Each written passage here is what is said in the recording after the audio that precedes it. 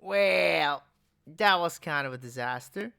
And just to clarify right away, I wouldn't even call myself a Dune fan. I haven't seen any of the movies, I just read the first book, but I thought, hey, HBO is making a new show, surely it's gonna be something worth seeing, right? No. The answer is no. Let's start with the most absurd part about this series. We have 6 episodes, which means around 6 hours of content, and I can sum up the whole story in a single short sentence. We have to stop Desmond Hart. I mean, yes, a lot of the story in a TV show depends on the execution, but my god, does this series give you nothing. I want to go over everything that happens in the first episode, but I'll try to make it quick. Here we go. Humanity created the thinking machines. They turned hostile, so humanity destroyed the thinking machines, supposedly led by an Atreides guy. Cool. We get a quick look at the state of the Bene Gesserit order, which is just called the Sisterhood at this point. I thought we are gonna explore the genesis of this whole order, but instead we're jumping in medias res. We see Valia Harkonnen, who we quickly learn is not the best actress. The acting across the series is pretty low, but I'll just point out the most glaring ones in my opinion. So Mother Superior, who's the leader of the whole sisterhood, is apparently dying. And surprise, surprise, our Valia is the one who's getting the passing of the prophecy or something. She gets some vision about clearly the sandworm and some blue eyes. So after that, this other lady, her name is Dorothea, who was so prepared to be the one to lead the sisterhood, is mad at Valia. In response, Valia demonstrates the voice, which they did an awful job at portraying. Stop! Face me! Then take out your blade! It sounds terrible. I don't even want to listen to that. Anyway, Dorothea is off to the Shadow Realm. Then we get the same exact method of telling us that this is a prequel as we have in HBO's House of Dragon show. Black screen, white text spelling out when the far more interesting story is gonna happen. And just like that, Valia is a lot older. She's Mother Superior now. One of the first things we learn is she refuses to give a truthsayer to the Harkonnen family. Next, these chicks talk about how the princess is gonna come train with them. Then her half-brother walks in and they really need to throw in a line about how he has no claim to the throne. As if that matters, as if this is a Game of Thrones show or something. It's just something they have to do, because HBO demands it, I suppose. Who is this princess? Well, she's the Emperor's daughter, although it's so easy to miss where they tell you that this guy is in fact the Emperor. He also has his troubles. Can you guess what they are? Of course, it's the fact that he doesn't have enough fleet to extract spice from the planet Arrakis. But no worries, because this guy from House Richese is gonna give him a fleet that's 100% Fremen proof. Don't ask me how that is possible, because that's the kind of writing we're dealing with when it comes to the show. The only thing this guy wants is an arranged marriage. Oh boy. The truthsayers are using secret signals to communicate here, but don't worry, this happens so rarely throughout the show that it hardly holds any weight. On a different timeline, this would be the meat and potatoes of the show. The sisterhood just conspiring against the whole world, but we're not on that timeline. Next, a soldier comes from Arrakis, Desmond Hart. Of course, we have to establish right away that he's a badass who has been to Arrakis more times than anyone else, at least from the Emperor's fleet. I guess. It's not made super clear. Apparently, his squad was supposed to be wiped out according to Big Dog here. Which they were, but the big twist is that it was not a Fremen attack. Oh no! I guess? Is that a big deal? What, are the people rebelling against the Emperor? What is an Emperor? What does he have power over? The show does such a poor job explaining the most basic of things, lots of times just relying on people's knowledge. If you haven't read the book and or watched the movies, the events of the show make even less sense. Isn't this writing 101? That you explain to viewers what they're watching, what the stakes are? There are no stakes. We already know that the sisterhood is gonna survive. We've seen it in the movies. So why would you care about anything that is happening here? Anyway, back on track, Emperor is like, why haven't I been informed about the fact that allied nations stole from me? And the truthsayer just says, it must have been a separate incident? And that apparently concludes that. Okay. Here's another weirdness. So the same sister that we just talked about goes up to the princess to say goodbye because she's leaving for a bit, and then she drops this line about the princess being held captive. I don't know if that's important, we'll see. So it's me from the future. It turns out it's not important. Forget about it. So the Richese family arrives, and there's this strange ritual where the engaged couple has to eat this pomegranate or something. I don't know what that's about, because once again, they just don't explain anything. It's just supposed to be fantasy ritual stuff, I suppose. It doesn't have to make sense. All along, this little kid is being extremely disrespectful. Gotta love him. So during the party, he's clearly playing with something, so the princess is like, let me see that. And it turns out to be this robot lizard thing. Badass Desmond Hart kills it, of course. He's the only one who ever does anything in this whole entire palace, so just get used to that. You might already know this, but thinking machines, however small, are all banned, yet these responsible parents are letting their kid play with it. It's just a little toy, he says. I'm sure your wife says the same, my dude. After that commotion, the Emperor is just having a cold one with the Viking dude, and out of the blue, he says that he'd like it if this wedding would never happen. What? Don't you need the fleet? He said it himself. If he fails to bring the spice, the rest of the allied nations would feed him to the worm. Is it because he doesn't want her daughter to marry the little brat?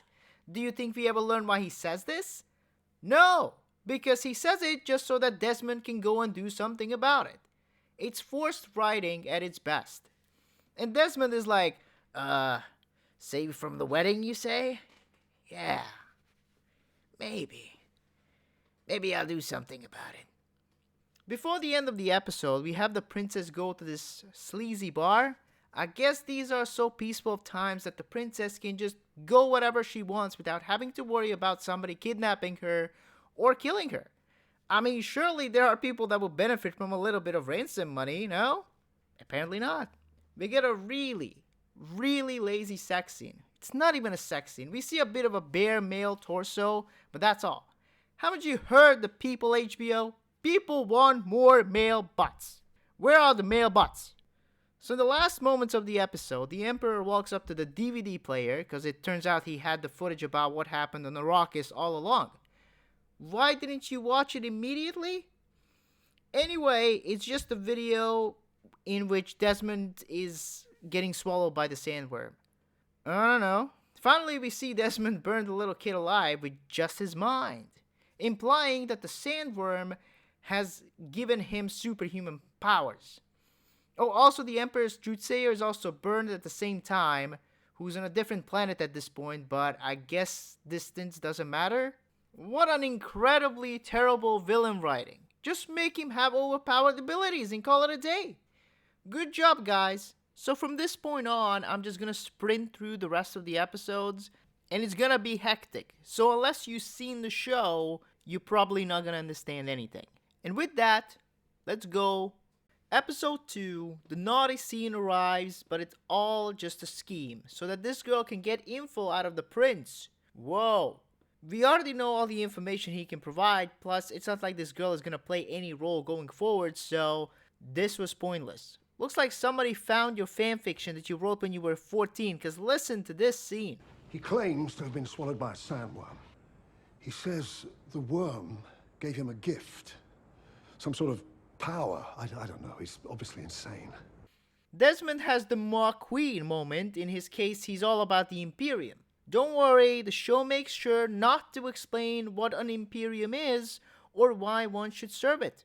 We get a Fremen bartender, because we need as much stuff that people can point to and go, I know that. Even the show is confused why a Fremen is here. Oh yeah, she's also a sister. So Valia tries to use the voice on Desmond, and of course it doesn't work, which leads to this wonderful line. I always wondered what your greatest fear would be. Now I have seen it. It's not that no one will hear you. It's that they'll hear you and just won't care. Then she just walks off. End of the episode. Episode 3, flashback to younger Valia. We see that the only one that supports her in the family is his brother.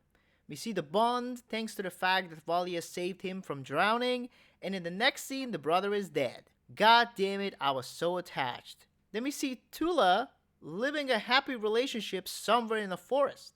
We get a long setup with a toxin extracted from some animal. Then first they do a fake out. Tula just uses it to put a horse out of its misery. I guess it's not pointless, just really dragged out. That's true for the whole show. Scenes just take too long, the pacing is horrible. You could easily cut off up to like 20 minutes from episodes and they'll be so much more enjoyable. So after some more tender touches, it's revealed that Tula killed the entire Atreides clan. Except we know that's bullshit, but what the series implies is that this one kid is the only one that Tula left alive. I guess the kid then went full Genghis Khan and sprayed his genes all across the galaxy. We also see this bowl. It's probably symbolism, but I'm too dumb for it.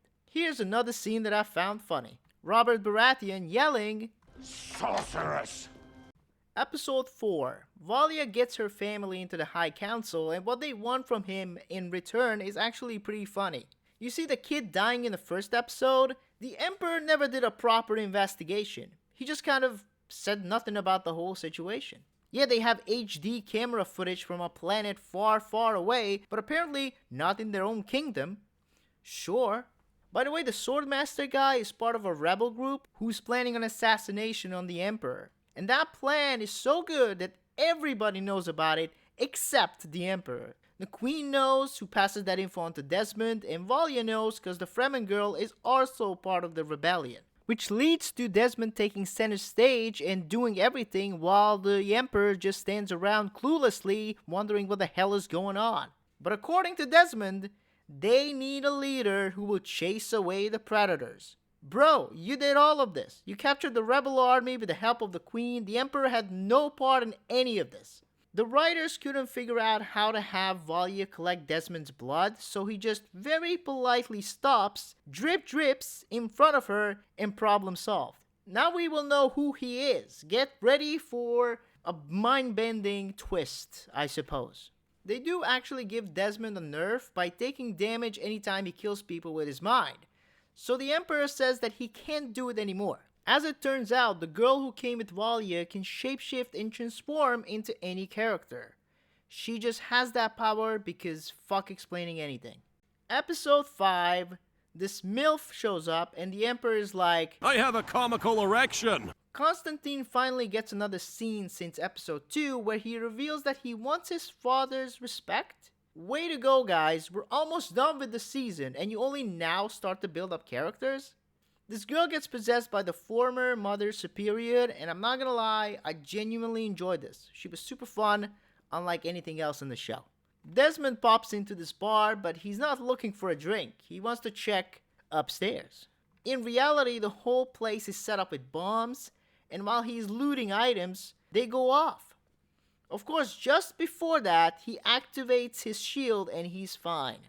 Again, they never explain how these shields work.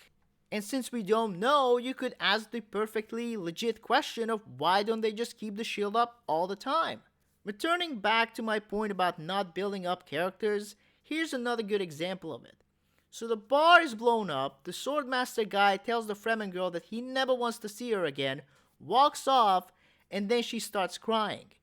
Is she crying because of the bar? Is she crying about the guy? Or both?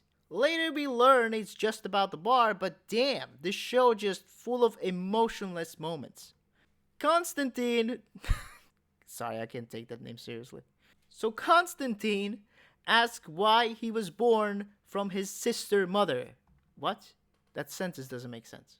So Constantine asks his mother, who is a sister, why he was born, and more terrible dialogue ensues. There will be opportunities. When they come, reach for them with confidence. Yeah, I'll reach for them. After that scene, he just finds the Swordmaster's map of the palace because the guy just keeps it in a public training room in an unlocked locker. Thank God we're in the future and people are just too advanced to lock things, I suppose. So this one act of apprehending this rebel gets Constantine to be the commander of the Emperor's fleet. What? What makes him qualified for that? No need. He's a natural born leader just like his father. Yeah, that's what I'm afraid of. So have you guessed about who Desmond Hart is? With so many houses, we of course only focus on the two big names that everybody can recognize, Atreides and Harkonnen. I seen that coming, but if you haven't, surprise, surprise, he's Tula's kid. Episode 6, we get to see parts of the first episode again because we need to recycle those golden moments. Tula wants to make a cure for his son, so this character is like, oh, I can't let you do this procedure, but me, I'm more than qualified to make the cure. Then we see her fight this. I don't know what that is. Hopefully somebody will tell me. Anyway, turns out she was not qualified after all, as she burns up. But I think she still made the cure. Or not. Again, it's not entirely clear. Desmond tells the Emperor that the sisters are planning a rebellion, which the smart and born leader guy doesn't believe. Valia wants the princess to rule in the future, and since the queen imprisoned her, they need to do something about it. And Valia plans to do this by getting arrested. Okay? Oh, by the by, the girl that can transform, she can do that because she was Tulaxan experiment? What is that? I guess we'll find out about that in the next season, people. Until then, accept that she has those powers, okay? So Valia just confesses everything to the Emperor, which gets her arrested. I don't know why the Emperor doesn't just kill her right away. No, I'll just put her right next to my imprisoned daughter. This move is so bad that both the Queen and Desmond know it, and they are in hot pursuit. Another funny scene here.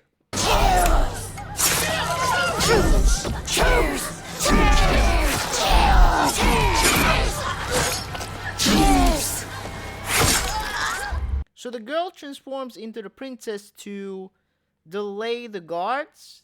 Then Desmond shows up and she is nowhere to be seen. Instead, she turned into a downed guard and stabs Desmond. Think he's gonna die?